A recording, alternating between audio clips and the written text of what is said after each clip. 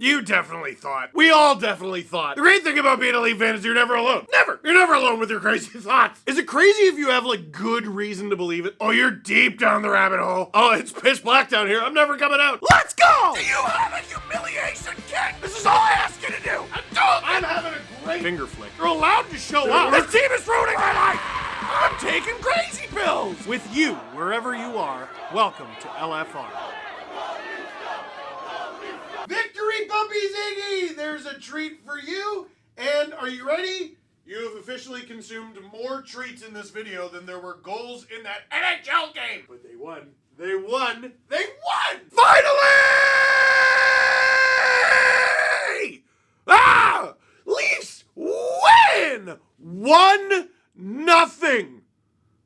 in overtime over the Montreal Canadiens. I have next to no voice left. Let's talk about it. I blew my voice box out yelling about this game because I thought so many times the Leafs were finally going to score.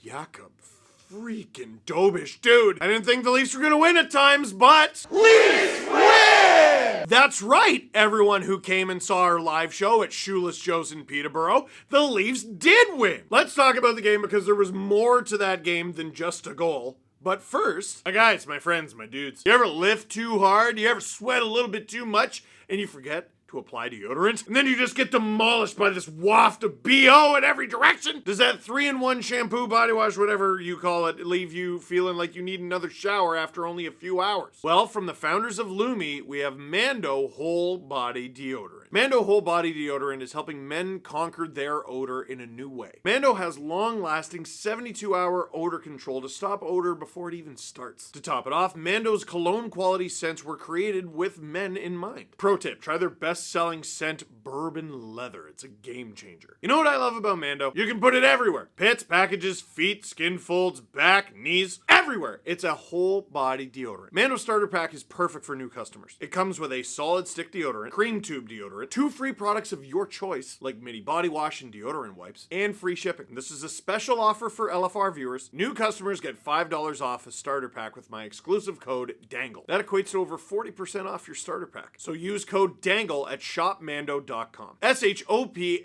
shopmando.com. Please support LFR and tell them Steve sent you. Smell fresher, stay drier, and boost your confidence from head to toe with Mando. Thank you to Mando for sponsoring today's LFR. So, stream this game from Shoeless Joe's in Peterborough, Ontario. Home of the Pete's. That's where Nick Robertson played, don't you know? And Steven Lorentz. It wasn't until the shots were like 7-2, 9-2 that I thought, wow, the Leafs are greatly outshooting the Montreal Canadiens. The reason it didn't feel like that is because the shot attempts, or Corsi, or whatever you choose to call them, were actually relatively even for the vast majority of the game. Well over half of the game. So you might look at that game like it was a night off for Anthony Stolarz. It was actually quite the opposite. Because why was Corsi invented? Corsi is named after Jim Corsi, who was a goalie coach for the Buffalo Sabres. Holy smokes, he's had a long career. Played in the WHA, played in the NHL, goalie coach at McGill University, Concordia University, St. Michael's Majors,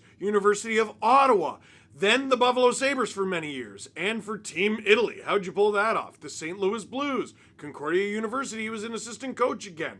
Today, this man is still coaching today. He's the goaltending coach at Concordia University. His coaching career began in the 91-92 season. The reigning Stanley Cup champions when Jim Corsi began his job were the Mario Lemieux Penguins. Anyway, shot attempts. What does a goalie do when there's a shot attempt? Like, even if there's going to be a block, right? Like, someone's going to get in the way, right? Well, they tense up because they don't know that the block's coming. They don't know that a stick is going to get in the way. They are tensing up. They're working. Because even if there is no shot on goal, it doesn't mean the goalie didn't do anything. It's like a player logging 25 minutes of ice time and 9 hits, but no shots on goal, and you're like, well, they didn't do anything tonight. Yeah, they did. Not an apples to apples comparison. But as I'm watching this game, and as I'm watching the Leafs pull further and further and further away from the Montreal Canadiens in terms of shots, I'm like, wait a sec, it doesn't feel like this. They're blocking shots really well. There's rebounds after they block a shot. It feels like The Habs are getting chances here. Producer Drew told me during the stream it was Money Pucker, natural stat trick. At one point, like halfway through the game, had the scoring chances at 8-6 for Montreal, while the Leafs were like tripling them up in shots. And the weirdest thing was, I kind of got it. And here I am looking at the stats after the game, ready to be vindicated. Nope. The Leafs did have more blocks than the Montreal Canadiens, 18-13, but that's a difference of 5. Can you help me out in the comments? Why did it feel like Stolarz actually had a very panicked night, even though his workload was quote unquote easy? Because I'm pretty sure it super wasn't. The Habs were credited 2 shots on goal in the first period. 2.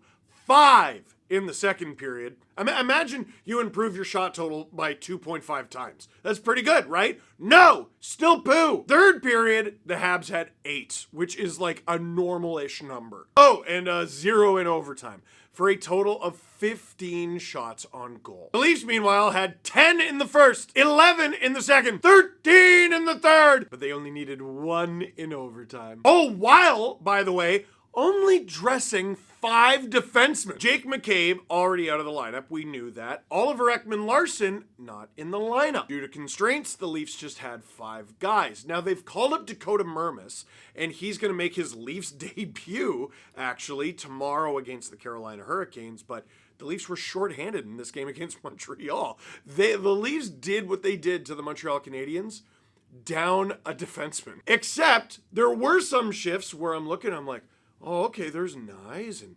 Matthews and, oh, Tavares is out there.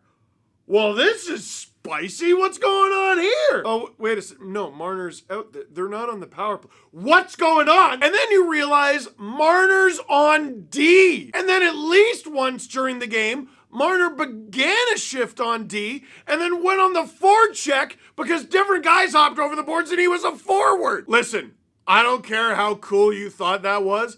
That was the most Game 79, April 12th coaching decision I've ever seen. And Craig Berube, actually had to have, a very sharp game, and his staff, because you got weird, wonky pairs, all night. And you got a top line forward playing D. This is the sort of thing that Sheldon Keefe tried in exhibition games, and we all went, woo! To do this in a game where you still haven't clinched home ice, they have now, and you haven't clinched the division, they're working on it, that's pretty wild. The big guys were the big guys that they had to be in this game with the D-core shorthanded. John Tavares and Mitch Marner had 6 shots each. Austin Matthews had 5. William Nylander had 4. And Nick Robertson, who probably had their best scoring chance before overtime, robbed by Dobish, had 3. Now, there was one controversial sort of moment in the middle of all this because Habs had a couple power play opportunities, couldn't capitalize. In fact, the Leafs held them to no shots.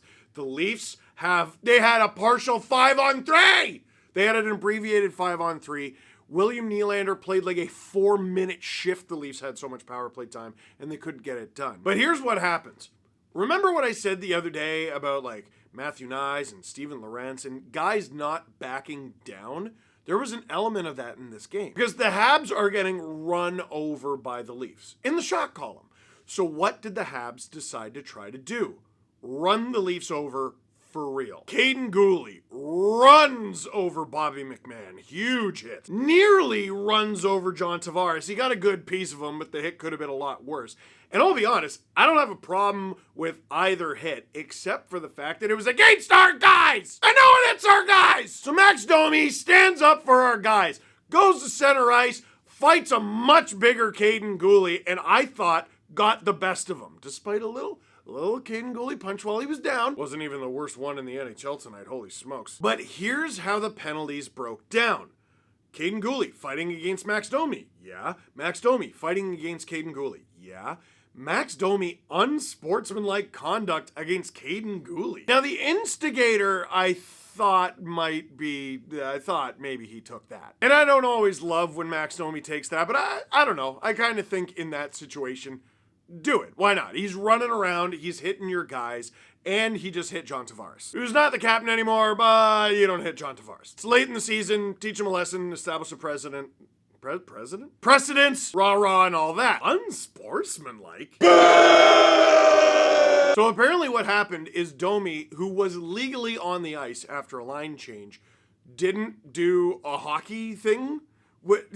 Here, I'll let Domi explain it. From Luke Fox, Max Domi says taking the extra 2 minutes was a miscue on his part. I was talking to the two refs out there, and they said that you got to actually make a play, like a hockey play, then you can fight. I didn't know that, to be honest, but now I know. Now, there's two ways of looking at this. Number one, it's a rule.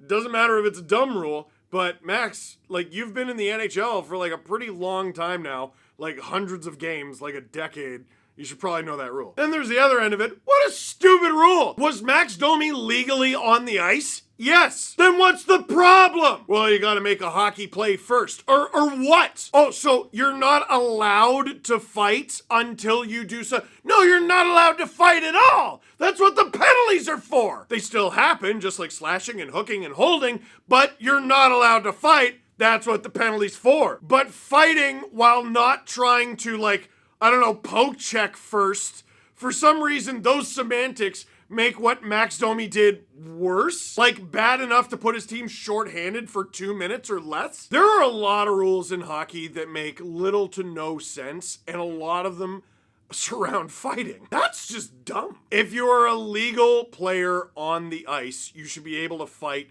whenever. So like if Domi had waited for Gouli to get the puck and then blew him up with a massive hit and then fought him, that's fine. Or if he got the puck or went for a poke check, or what are we doing? Either you're allowed to fight or you're not. I don't understand that at all. And the fact that Max Domi didn't know it makes me think that a lot of guys around the NHL probably don't know it. I'm willing to bet if the insiders of the sport texted around the league, no one, next to no one, knows that's a rule. So listen. We go to overtime. Brandon Carlo falls while Nick Suzuki attacks. Nick Suzuki was my pick for the Habs to win it in overtime. I didn't want to pick one at all. But Anthony Stolarz, who had a busy night off, makes the save and slams his pad to the post. Leafs get it back. Nylander and Tavares go the other way, and I'm sure they're being trailed by some defenseman. Who's the little... They don't have a little right-handed defenseman. Oh, but they do. They do. They did tonight. Mitch Marner, while out there, there's 3 forwards out there. He's the defenseman right now. Snipes it. Yeah! Dude, perfect. Below the glove, above the pad on Dobish. It was the only shot that got past Dobish tonight. But it's over. It's over. Anthony Stolarz with the shutout, and the Leafs avoid a really frustrating, demoralizing loss, I'll be honest. Like, even if they're the better team all night long, you would have gone to bed pissed and woke up pissed. You know what you would have been when you saw your Habs fan coworker on Monday? Pissed. But now, you know what? It's beautiful outside. It's beautiful. All of a sudden, oh, who made this? This is delicious. It's just better. It's just better when the Leafs win on Saturday night against the Montreal Canadiens. Oh, it's a beautiful thing. Now, no questions for this video. This is a birthday present to producer Drew. Happy birthday, Drew! All your takes on food suck! It is the SDPN week of birthdays because we had Jesse Blake's on April 9th, it was. Julian McKenzie's, I believe, is the 11th. Drew's is the 12th, and Adam Wild's birthday is today, actually, April 13th.